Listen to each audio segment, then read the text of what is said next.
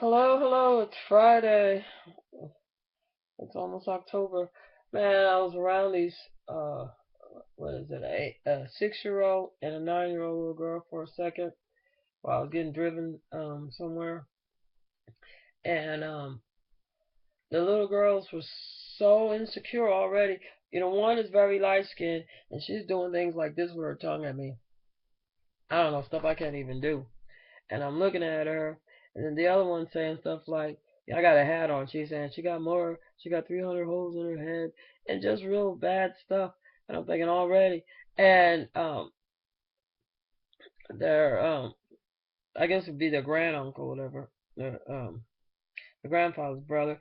He's like, he's watching them, and he's like, "Oh, they just fast." What they call fast is what we call acting out, and acting out means they got introduced to grown ups, stuff that people that haven't went through puberty should know about, you know.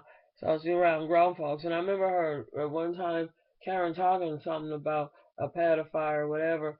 But Karen sort of, at that time she's a little bit different now, but at that time she's a little cuckoo, so I didn't even listen to her really. But with one ear, and and she was like semi denial to where the point was that it's everybody but the actual people that is around the kids, you know.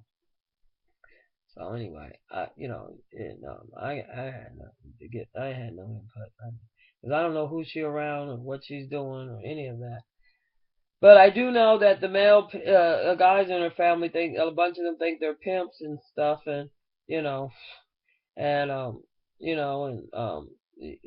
Karen, the girl used to want to be a gangster and stuff. So if you're around people, well, her new boyfriend looks strange anyway.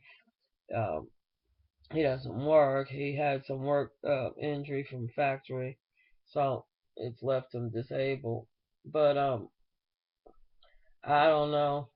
But anyway, they were moving an hour and a half away from here, and I remember listening to Russell Brand talking about these people in England getting relocated.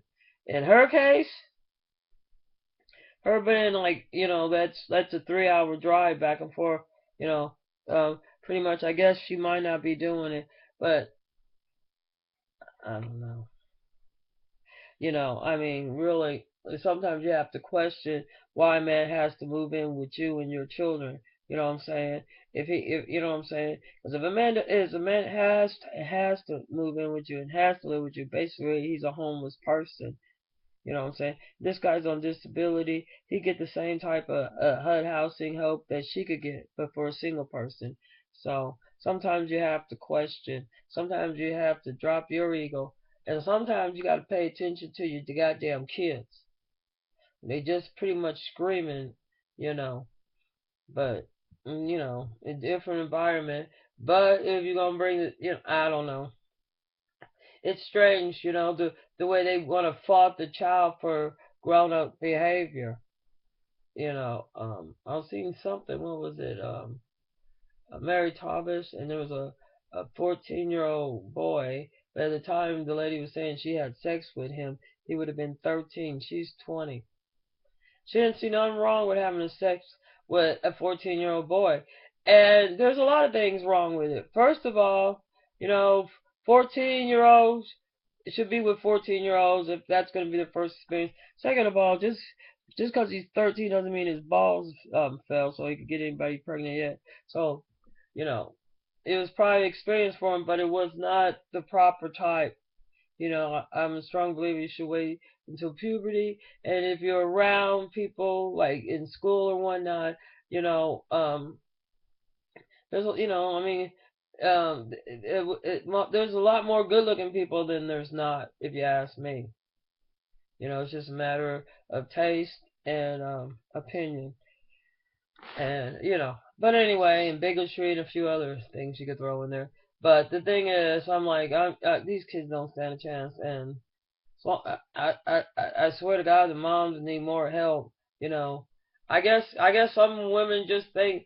Uh, I mean, I don't even see where he's benefiting her at all. So I mean, I can see like, oh well, he's got money and all this. or he's. I don't see anything there except for some crazy shit, really.